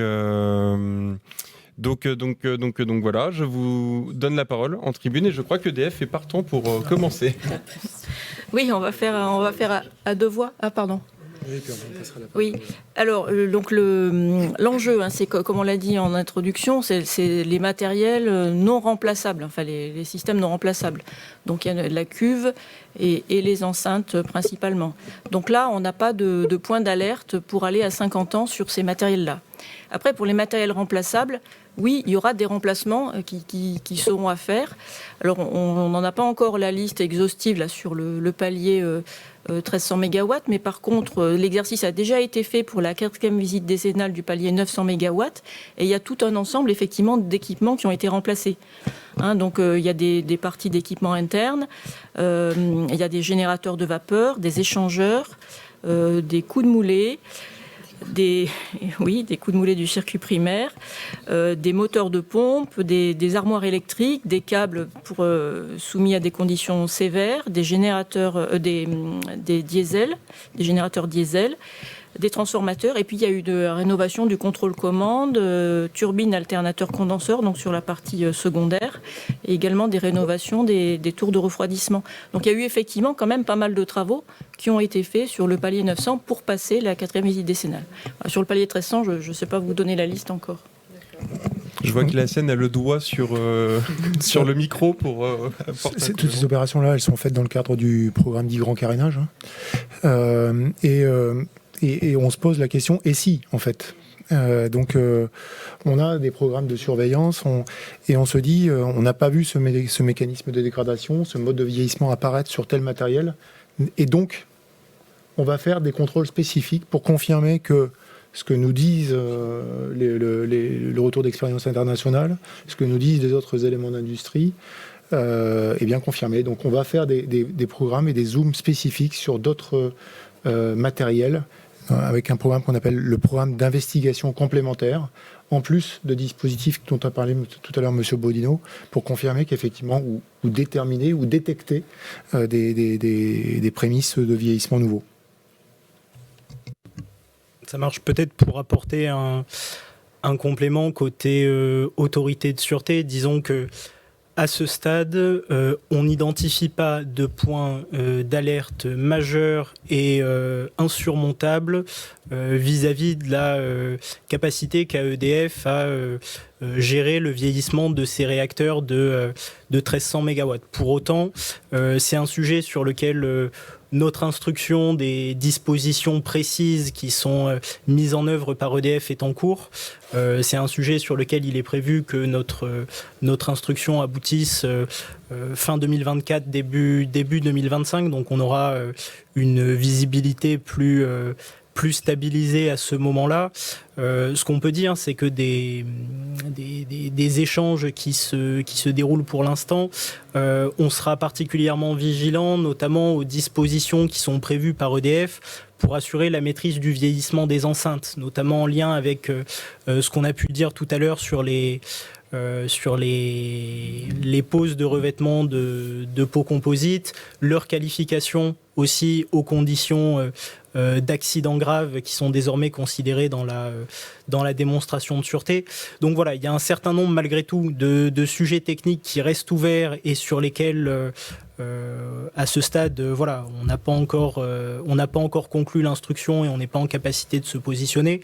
Pour autant, on n'a pas à l'heure actuelle identifié de sujets, comme je vous disais, majeurs, de sujets d'alerte majeurs et insurmontables pour EDF.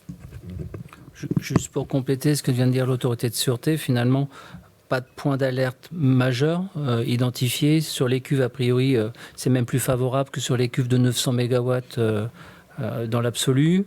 La spécificité qui a bien été expliquée par EDF, c'est ce bâtiment réacteur à double paroi qui nécessite peut-être plus de contrôle que sur un réacteur de 900 MW. Mais de toute façon, j'ai envie de dire, je ne suis pas inquiet parce qu'il y a le contrôle qui sera le juge de paix.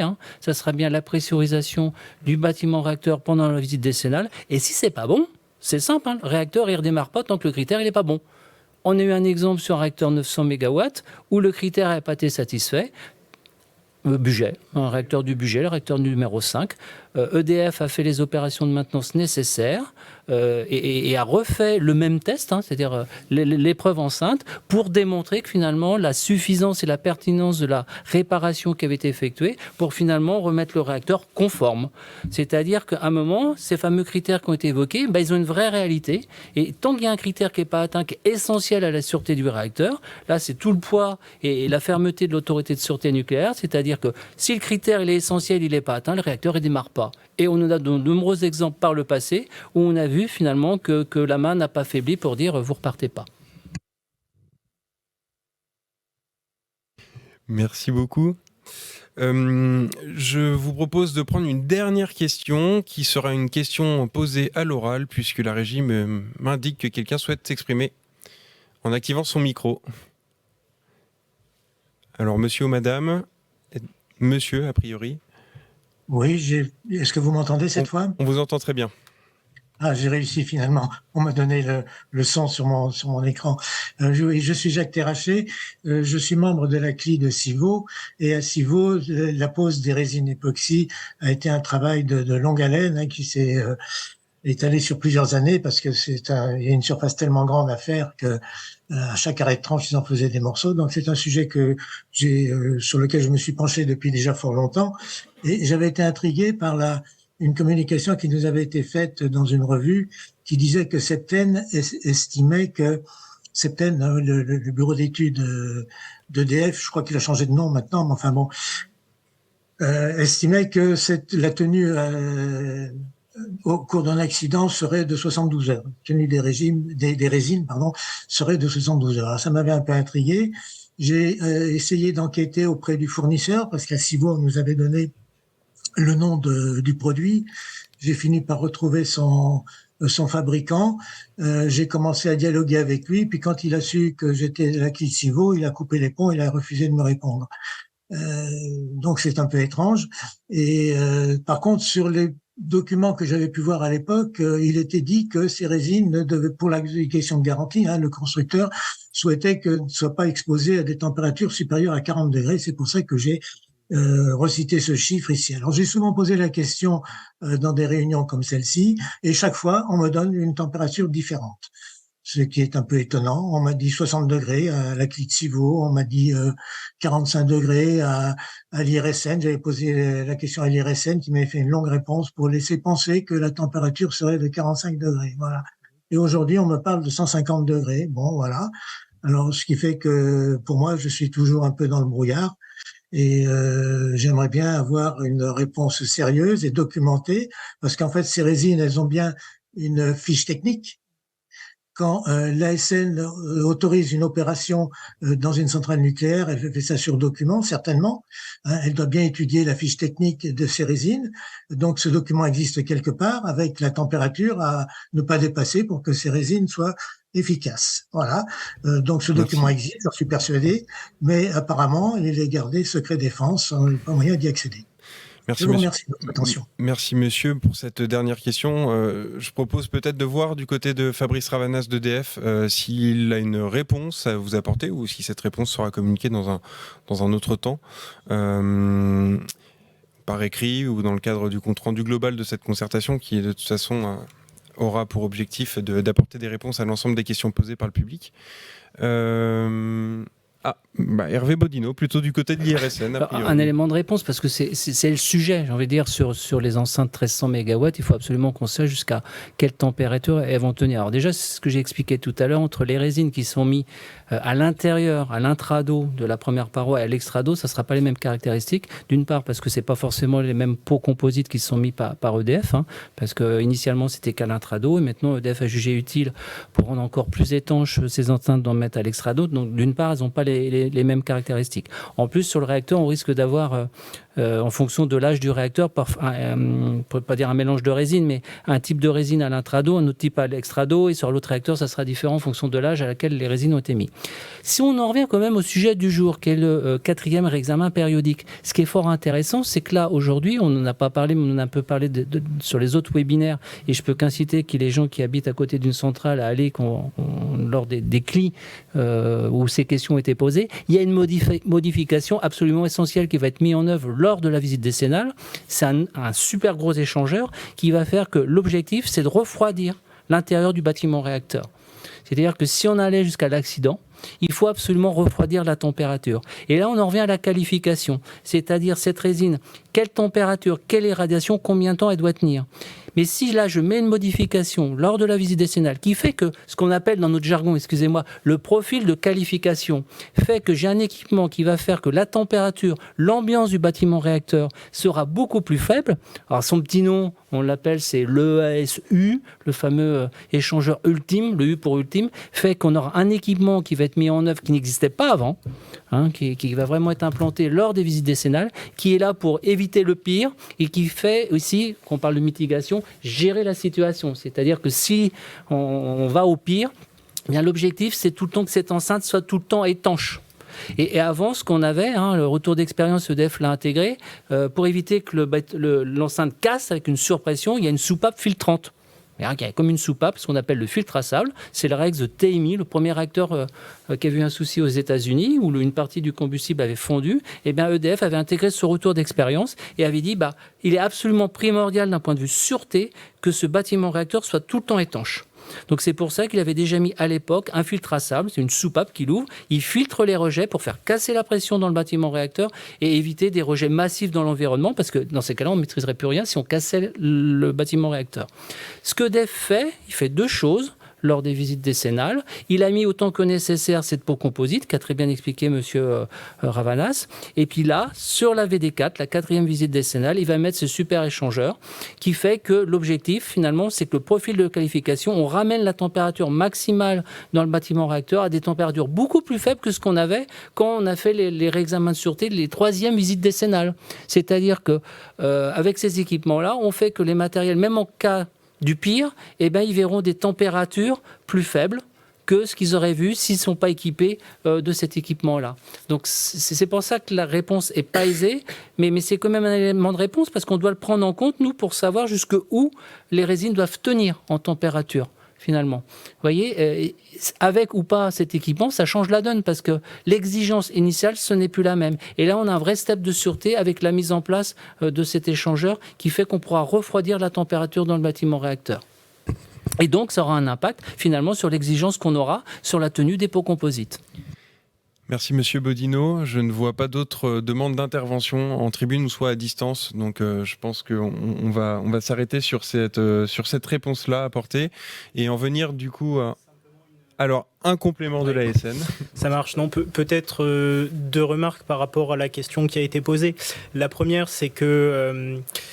donc comme ça a pu être un petit peu expliqué par EDF vis-à-vis de ces pots composites, il y a différentes technologies qui ont été aussi successivement mises en œuvre dans le temps, c'est-à-dire qu'EDF s'est un petit peu cherché et continue d'ailleurs encore à se chercher sur les propriétés exactes du revêtement à mettre en place. Et donc voilà, c'est aussi ça qui peut expliquer le fait que vous ayez potentiellement eu des réponses différentes concernant les températures maximales qualifiées de ces pots composites. Donc ça, c'était le premier point.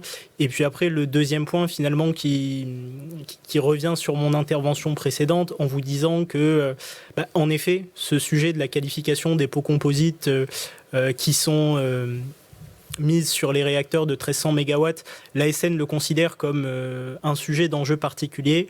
L'instruction est en cours. Elle doit nous permettre donc elle doit aboutir dans les prochains mois et elle doit nous permettre de prendre position en 2025 sur l'acceptabilité à la fois de la démonstration de qualification de ces pots qui est apportée par EDF et par conséquent sur l'acceptabilité des dispositions prévues par EDF pour poursuivre le fonctionnement de ces réacteurs de 1300 MW. Merci beaucoup. Je vous propose de conclure la réunion et donc de donner la parole à Jean-Claude Delalonde, qui est vice-président du HCTISN, pour un petit mot conclusif de 5 minutes. Et nous aurons finalement juste dévié de 10 minutes de cette réunion. Monsieur Delalonde, est-ce que vous êtes parmi nous? Est-ce qu'on peut vous voir et vous entendre? Vous m'entendez? Oui, on vous voit et on vous entend. Très bien. Eh bien, écoutez, bonsoir à toutes et à tous. Il me revient, à la demande de notre présidente du Haut Comité, de clôturer cette rencontre de ce soir. Vous me permettrez de remercier tous les participants qui se sont connectés ce soir, d'insister à la fois sur la qualité des présentations des intervenants de la soirée qui a été, à mon avis, très courte, très fluide, pour utiliser un mot qui est beaucoup utilisé dans le temps actuel sur le nucléaire, très fluide entre nos intervenants de l'ASN, de l'IRSN et de l'EDF, et aussi sur la qualité des prises de parole et des questions qui ont été posées, respectueuses des principes qui ont été souhaités par les organisateurs. J'aurais aussi un mot particulier pour nos garants, vigilants, attentifs, proactifs, et pour leur écoute dans les prises de parole. Et je formulerai aussi un grand merci à nos animateurs et aux modérateurs, à la régie, pour avoir rempli le mieux possible et pour moi parfaitement leur mission. C'est une tâche difficile, on l'a vu lors de la première rencontre, dans l'organisation des prises de parole et des réponses apportées dans le chat notamment, et dans le respect du temps pour satisfaire le plus grand nombre d'entre vous. J'espère que vous partagez cette vision que j'ai de la soirée et que nous aurons l'occasion de nous retrouver nombreux pour la suite de cette concertation parce que elle en est encore à son début. Elle se poursuivra jusqu'au 30 juin. Il y aura notamment l'organisation de réunions publiques à proximité des centrales nucléaires concernées et 3 webinaires encore, un au mois d'avril, un au mois de juin, début juin, et un webinaire de clôture de synthèse de la concertation. Le détail des rencontres, vous les avez sur le site que vous connaissez bien, concertation.sureténucléaire.fr. Donc je vous invite par ailleurs à déposer vos questions, vos avis et vos remarques et vos suggestions sur cette plateforme Internet. Et surtout, n'hésitez pas à faire connaître tout ce dispositif à votre environnement familial, professionnel, amical. Votre parole a de l'importance, nous en sommes vraiment persuadés. C'est en faisant connaître votre parole que l'on pourra, la présidente l'a dit dans son propos introductif, que l'on pourra nourrir les expertises en cours et à venir et faire bouger éventuellement les lignes pour l'intérêt général, pour notre bien commun qui est celui de la sûreté nucléaire. Donc exprimons-nous, exprimez-vous, certes dans le respect des règles dictées par les organisateurs, mais exprimez-vous. Merci, bonne soirée à toutes et à tous.